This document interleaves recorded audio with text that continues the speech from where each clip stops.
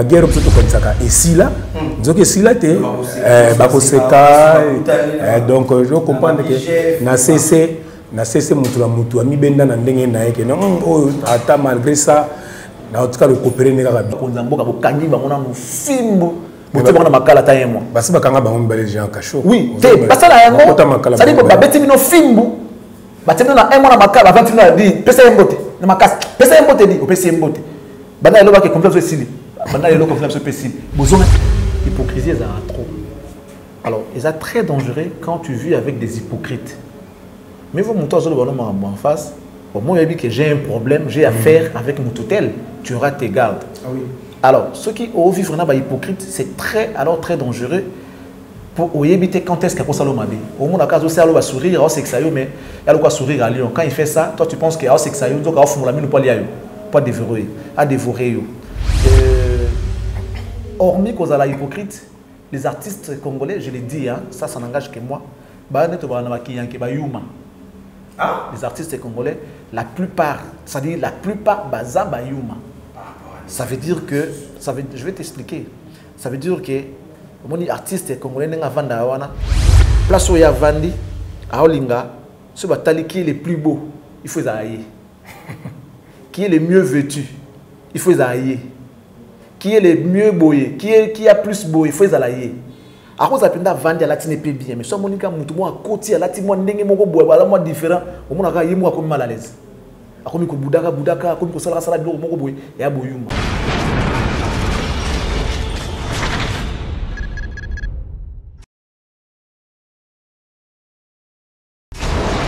hela ma on a ekolo samo na boala roga misil na ningina loba. Voilà, mesdames et messieurs, merci d'avoir choisi votre émission. Et c'est la plus toujours présentée par Mathieu Boncher. Et pourquoi pas Mathieu Boncher aujourd'hui accompagné par le DG de Captis Télévision, M. Charles Prince. Et pourquoi pas Jimmy Kolecha et Maréchal Mokunzaba Mama. Les autres sur la CG Moro et Malamu, Oyo de Lobito Lobilayamo, parce que nous avons acquis le samedi, en tout cas, et c'est que ça qui bisoté, puisque nous avons parti ça, photo sur entre l'orchestre quartier latin de Kofi Olomide, pourquoi pas Zaiko Langa de notre président Joussa, parce que moi j'étais là présent, il y a un mariage, il y a papa n'a vu sur l'IDSPB, donc il fallait l'orchestre bêta, Nénéza la Kaka. Mais Natou et quartier latin, tout le monde on dirait, l'instrument on est qui a Zaiko, on dirait la boya qui va bêta, qui cap. Les assises autour sur la Toyeba. Est-ce que entre Kofi Olomide qui est notre ambassadeur et Joseph Nyokalo, est-ce qu'il y a un problème? Est-ce que ce qui problème est ça? Il n'a pas fan, n'a pas remarqué qu'il y a un problème entre les deux orchestres. C'est le sujet qu'on va parler. Je dis déjà merci à tout le monde. Parce qu'on est en direct sur l'India Congo Télévision et pourquoi pas Captis Télévision. Merci à notre maître responsable, maître Serge Mundou, à Rotalabissou. Respect à Yukabuku, partenaire privé depuis Paris. Merci à la Joa Amado Pichuna. Bienvenue Vangassele. Merci beaucoup à Malela de Londres, le champion. La PCO Bangote Bélé. La Bossanité Alex Foumoussi, Ashram Bandera. Je suis avec Jimmy Kolessa. Jimmy Kolessa, bonjour.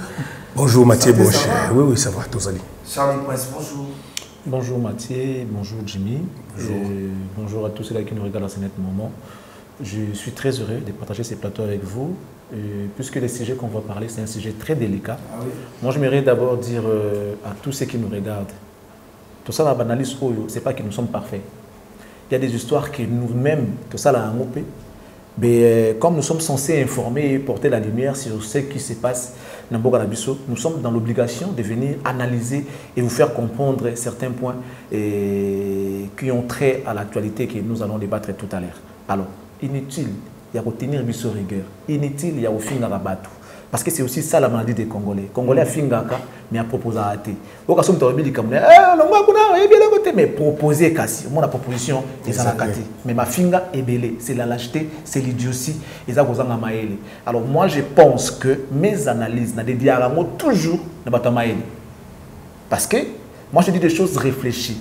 Et lorsque c'est réfléchi, natala ate, natala bete na loba o na muni. Soeza mukongo na loba mukongo. Soeza elongi na loba elongi. Donc, ça veut dire que souffrir que nazala bongo, ça c'est moi. Je dis ce que je vois et ce que je sais.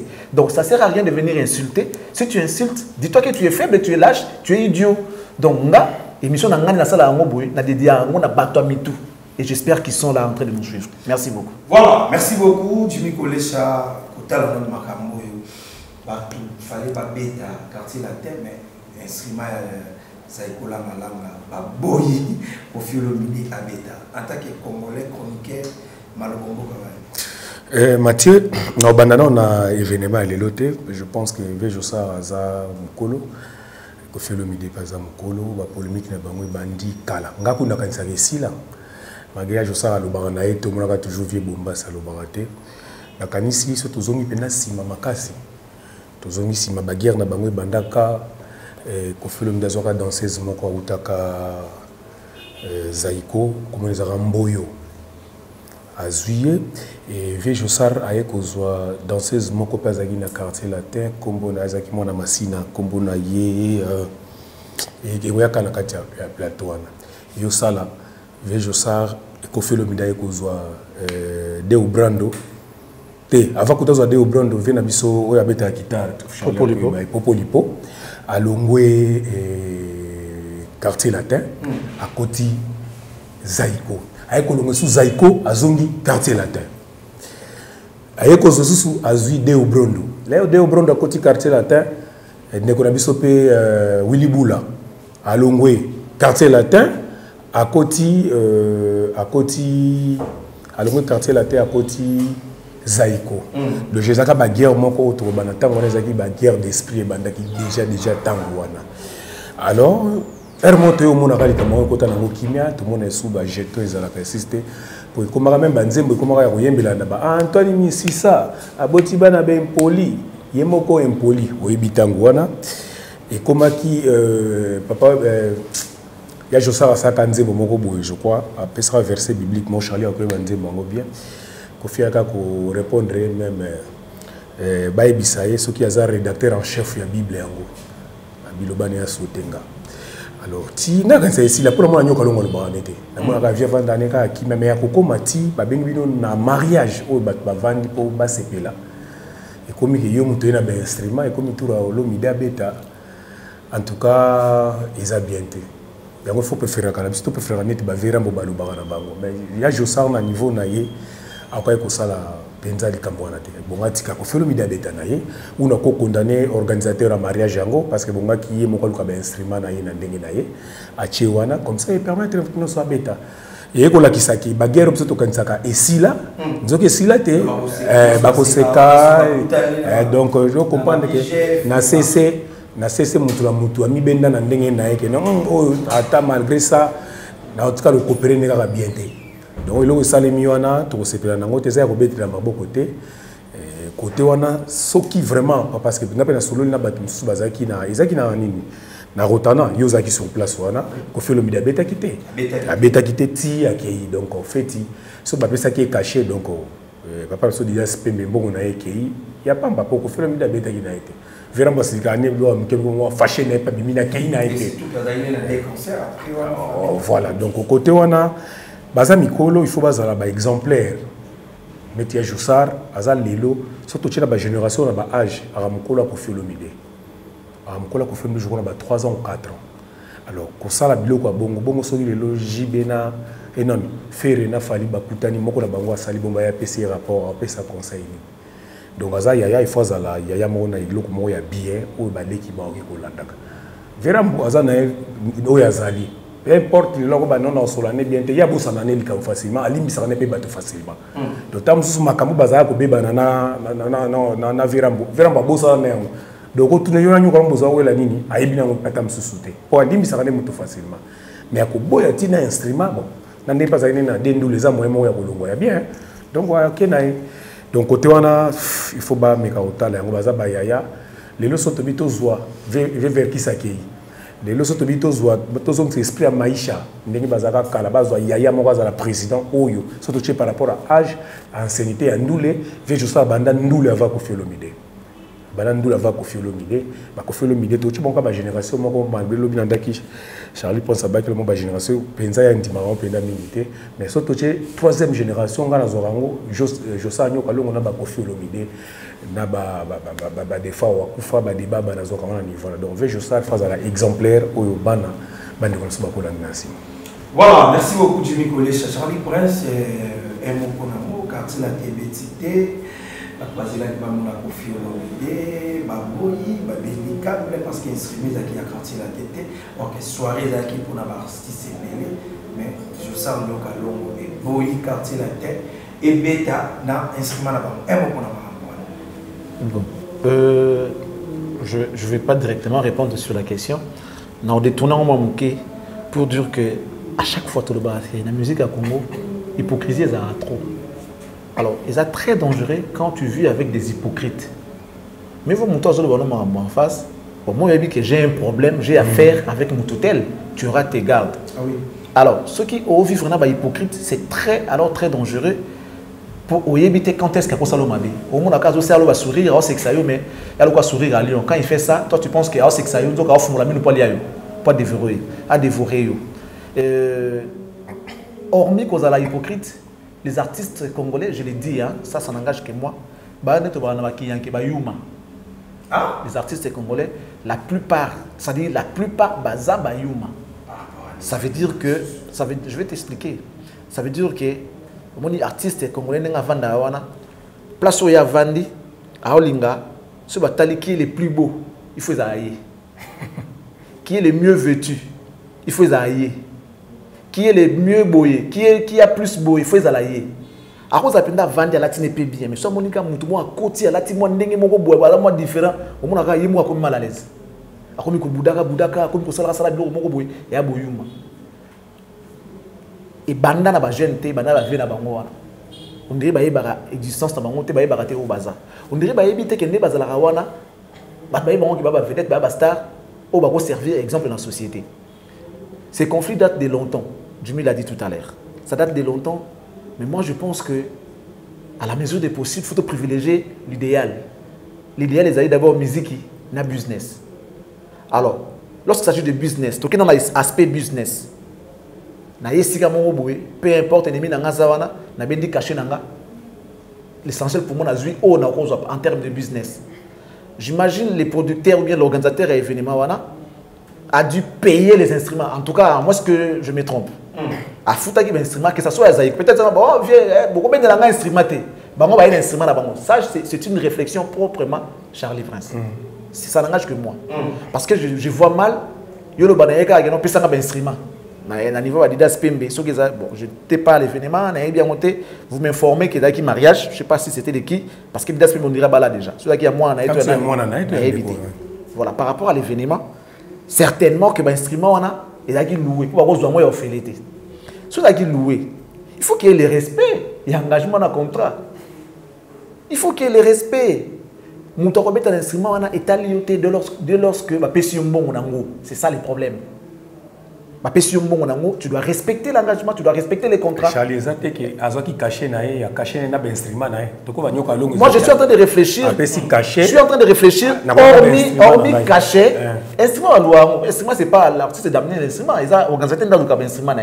Si vous avez contacté, vous sollicité l'artiste. Beaucoup de gens n'ont pas d'instrument. Ça, c'est en dehors du cachet. Bon, caché, monsieur Zadabon, il y a un instrument. C'est que il y a un instrument. Ça veut dire que c'est un bon instrument et fait samaki pour la soirée. Mais rembourser l'instrument dans la soirée et Kobeta, attention qu'il y a les mimes, ça c'est la première des choses. Vous comprenez? Alors, ce que le vieux que nous respectons, l'administrateur gestionnaire, il y a Sokoda qui est aujourd'hui, c'est-à-dire à niveau la société monnaie a droit d'auteur quand tu diriges entité moi modèle il faut monter en monnaie il faut monter supporter ma camp et le vieux via le baraté via ça la raboité mais dans son cœur se cache beaucoup de choses. Ce n'est pas bien, ce n'est pas bien. Et puis les Congolais pour ces filles na yango monika ke no baloba na raté abakela ki mbakela boye baraté ba problème ko eboma na mitema bato be bien monté. na musique on soit au bango bato ba lo na TVT. Il y a des gens qui ont perdu leurs êtres chers na musique mais on na TVT. Il y a des gens qui souffrent à l'intérieur de pour la musique ba lo na TVT. Tout le monde a une réaction bato. Na pesa bato exemple moko awa nabi c'est que Ferré a vécu pendant un bon bout de temps dans ma musique. Ceux qui ont peut-être yo. Nandimi te que na vie na yo mobimba okolobisaka muto sala ke lokwa ndengwana. Ndeto ka mambasala manda ceux qui peut manda na musique. Ceux qui ont pas la logique des choses. Nandimi te que manda pe akolobisaka muto ndengwana. On appelle mambasala kester na musique. Aller jusqu'à dire que papa mbaloba mu na kolobisaka été. Vous comprenez un peu douleur au mutazana ngo. Aloba likambasala été. Mais aller jusqu'au point de dire que na kolobisaka été tina kokufaka bobi tourna mon toza pe mobali a pe no kwa za pe yanke ninga bibane ko bibenga grand prêtre mangoko to grand prêtre. J'ai beaucoup. Si aloba na mutuke na kolobisaka été amona ki danger ni. Ti waze kwa lobake to kolobana ka mukolo nzambe na satan ba ko solo laka amona ka eloko nini na ndimite ke ba pona ka ba mbake la musique mtakoma na niveau wana.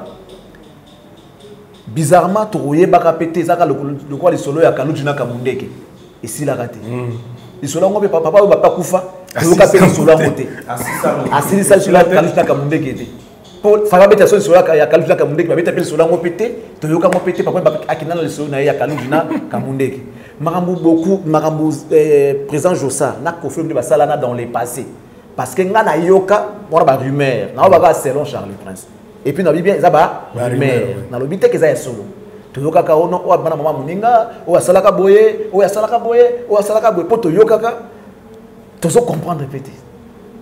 Mais qu'ils aient le courage de venir nous dire un jour que ceux qui te ont boye na mututel, ils ont les camarades songolo pakala. Au moins, tu dois comprendre bango. Tu dois analyser les camarades. Tu dois dire les camarades quand même, ils ont mérité bendanage.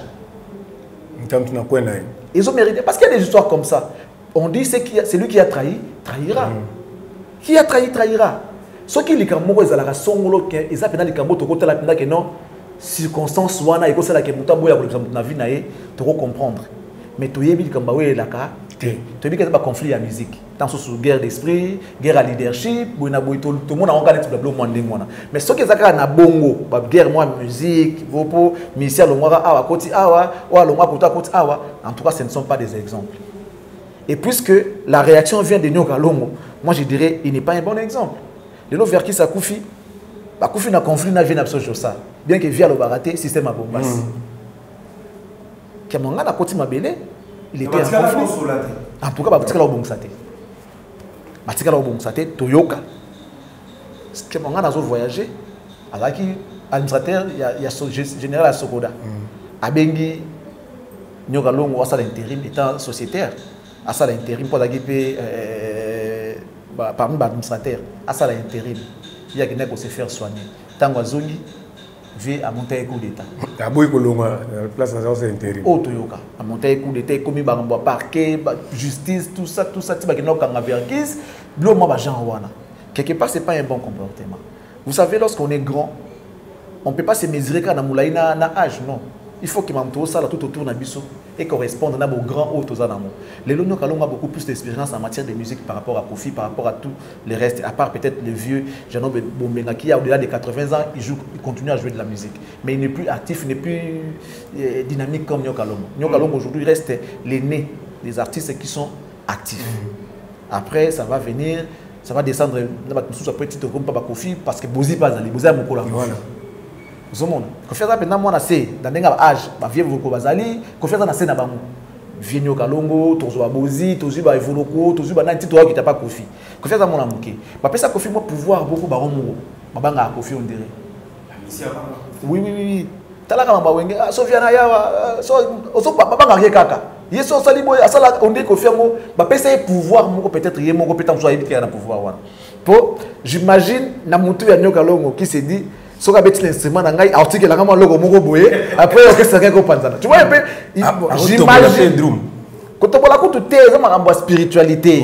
Quand on a drum, c'est quelque chose qui bon foot à drum, nous allons faire un somme drum musus. Bataille sur le plan spirituel. Si on a pété l'instrument, on a un tu vois un peu. C'est-à-dire après ça Kofi pouvoir moroboé autant que moi mérité. Tu te rends compte à l'époque maintenant que donc attends que Bembete et les vieux en a profité. Oh, attends que Bembete. Quand tu as profité d'un mot, mais tout le monde lui s'accapare de ça à ça et la rayango. Ça dit somme tu as confié à voyager. Ça dit somme tu as confié. Attends na bon on a la télé. On attend que Bembete. Mais un jour il a regardé. C'est pour dire que ils a les ont dit. Ils a les ont dit. Ça c'était que pour rire, mais la logique des choses, ce n'est pas un bon exemple. Oui, les artistes, bah, la force moroboé, bah, surtout les artistes et les musiciens. Ils ont peut-être comédie, mais ça peut être vrai. Un enfant en la classe, on l'a demandé qui est le roi de la forêt. Ça, on parle des animaux. Et l'enfant a répondu Ouéranson. Voilà. Or, Ouéranson n'est pas un animal.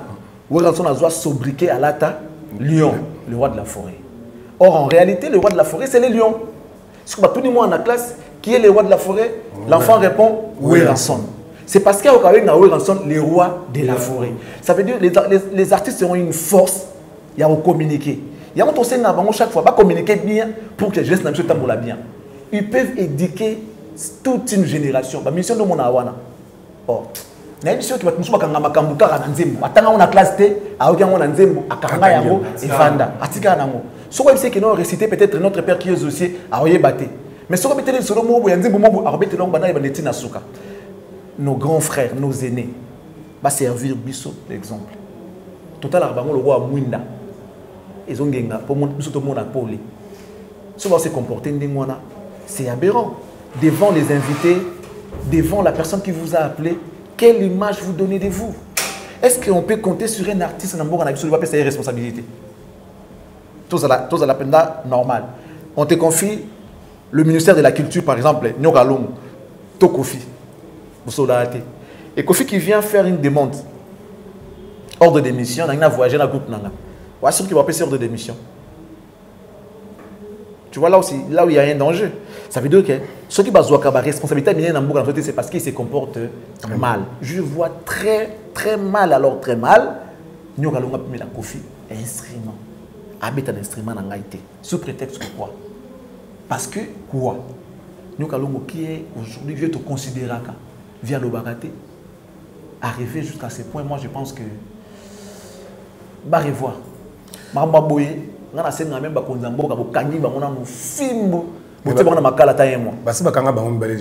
oui, parce que ça dit que babeti mino fimbu batendo na un mois na makala 20 minutes dit pesa embote na makasi pesa embote dit pesa embote bana eloba ke complexe sili bana eloba complexe pesi besoin normal bolé placement les enfants donc tout le bac surtout moni fabrication na bina filé za ba on ba sala ba on ba c'est ba on zela là hérité na fabrication c'est à cause d'eux parce que les artistes ne cessent de le dire hein le plateau et banana a bisoté et banana la vie n'a pas à la masala ka bongo quel exemple Mathieu voilà ngana contredit Charlie Nelo moko Charlie lobi ba musicien ba mo ba pesa Kofi pouvoir wana o neti babanga kaye wana Charlie oui pourquoi ba évite ba banga kete oui pourquoi ba évite kaye pourquoi ba bi que viona signaka na to ko swana na biso ata 1 mois akoselo penzembo akoluka ndenge nyosa créer yo ndemoni ba mise beneti ba vejo sarwana akovanda abi jo suna mekyo répondre ye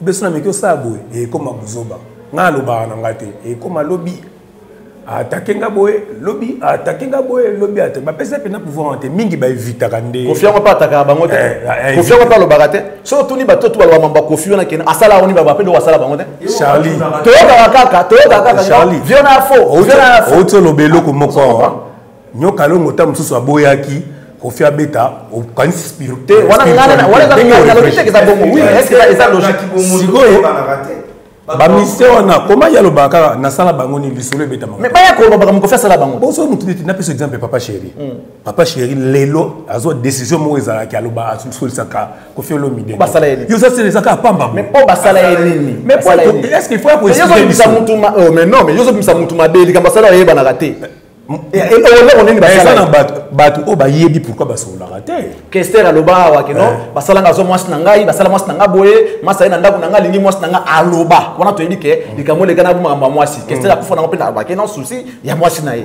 ça c'était dit est-ce que ça y mais si ko bato ba ya aloba mabe ya Kofi azamabe azaboye Kofi yango asala bango ni tout ça compte la Kofi non mais attends moi-même je sais que certaines choses na linga raté pas Kofi moi j'ai mes raisons surtout na ballon que boye vous na sepeda na moté moi je peux le dire si moi je peux le dire non attendez si moi je peux le dire que Kofi asala boye combien à plus forte raison c'est là qui ont le même niveau que Kofi ba la même trempe que Kofi ba na mbongo loko la Kofi ba ba leader loko la Kofi ba ba la Kofi ba pesa ye pouvoir et lui en a en profiter non ba pesa pouvoir net mais papa chéri tokende bazaki wa bien ba wemba na waboka na banzembo ngalo te ba vanda au voisin na mon fléri tout le monde a silence et quota Kofi comment ko pousser même papa chéri à l'écala te voir ko expliquer so ça là nini yo za sir Charlie Bosolana mutu moko boyete na ko peso ba preuve ba finga Kofi finga ba mote le vieux Ebola yuta vieux Ebola comment on est yuta on peut c'est yuta na BCBG boye pas vers moi là tiens justement ça veut dire que ce qui n'a pas les gana boyango et continuer je récupère ça dit botika li bouche pe bo finga ngasuni comme bo ngo tsola nganga mona lati yango na zengo déjà que comme comme nanga to sala ndeni to zu exemple bina fidèle ekezo ba keno Fabregas asila garantie pe et sila bilamba na matete msusu nangaba Fabregas ayabi et comme cri nanga na lati yango azu yango bo bango Fabregas asila siko bina fidèle ba bango o finga suni. Tu vois un peu, c'est-à-dire, à un certain moment de la vie, nous devons être vrais. Tout simplement. C'est tout ce que je demande. Nake na yo. Natuno kaka. Nani vient à biso pe à son âme, papa Wemba Kufa. A expliqué biso pourquoi Loba qui na kolobisa été tina Kufa. Oui et non. Oui et non. Oui et non. Les proches de papa Wemba l'ont dit. Moi, je connais les raisons.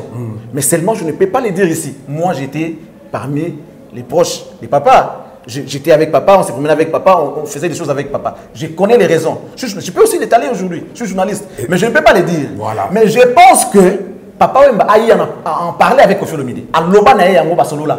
Mais c'était en coulisses. TV est bien noté. Mais au moins, il a eu le courage de le dire. Au moins,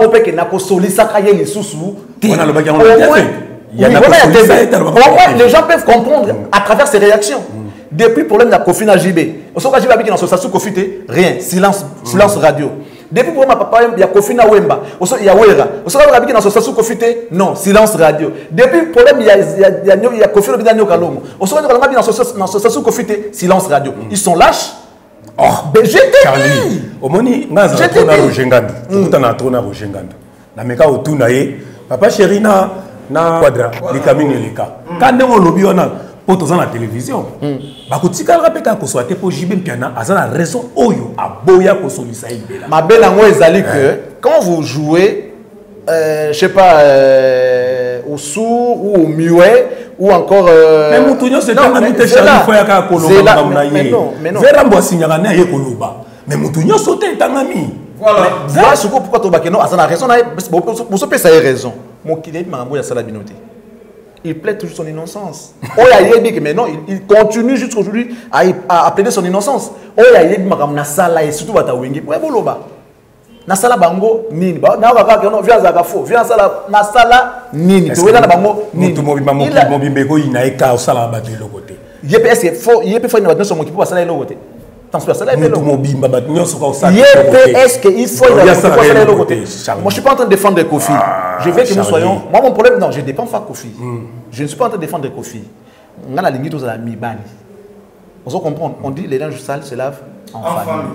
C'est au choc des idées que jaillit la lumière.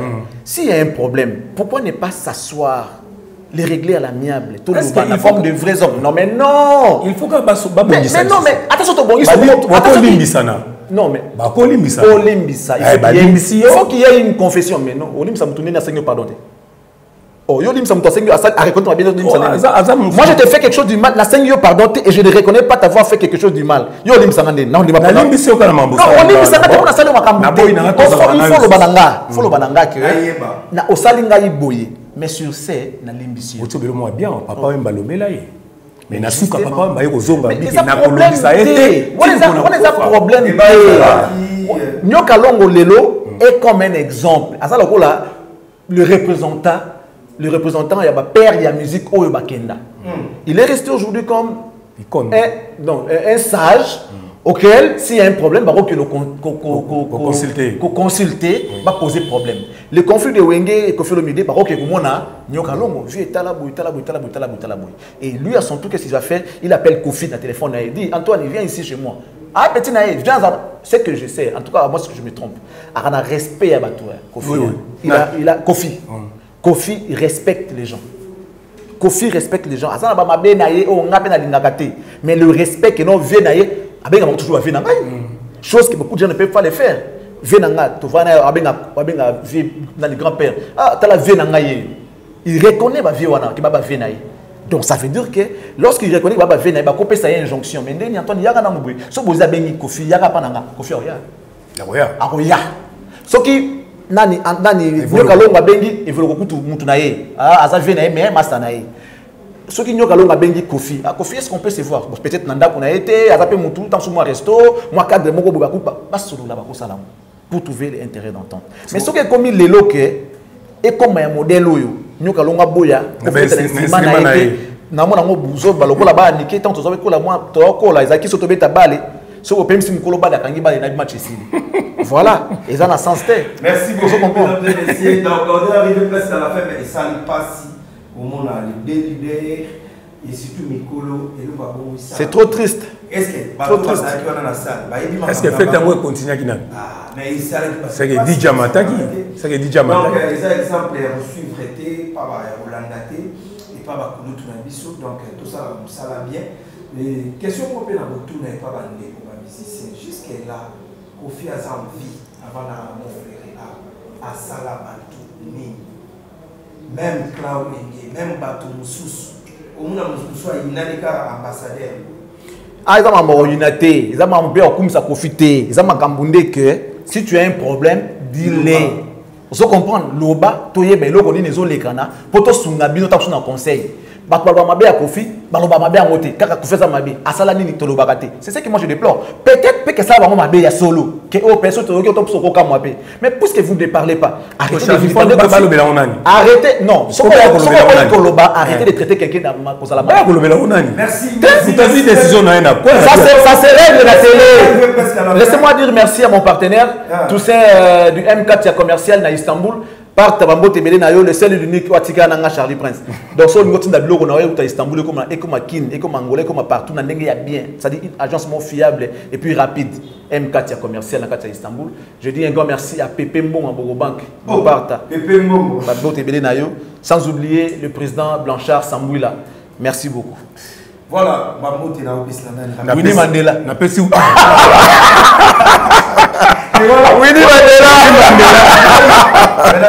Participer Winnie Mandela. Mais moi c'est Nelson Mandela. Madame la comptable, la PCP Michel Kanyembo Mbote Nouveau Congo, sénateur Nabiso, rapporteur ya Sénat. On a partenaire Nabiso Toz, on est Cartus TV à Kalamine. Michel Kanyembo, respect. Donc au Nouveau Congo, Congo il faut changer. Il y a besoin, il y a des jeunes qui ont non, on a quoi?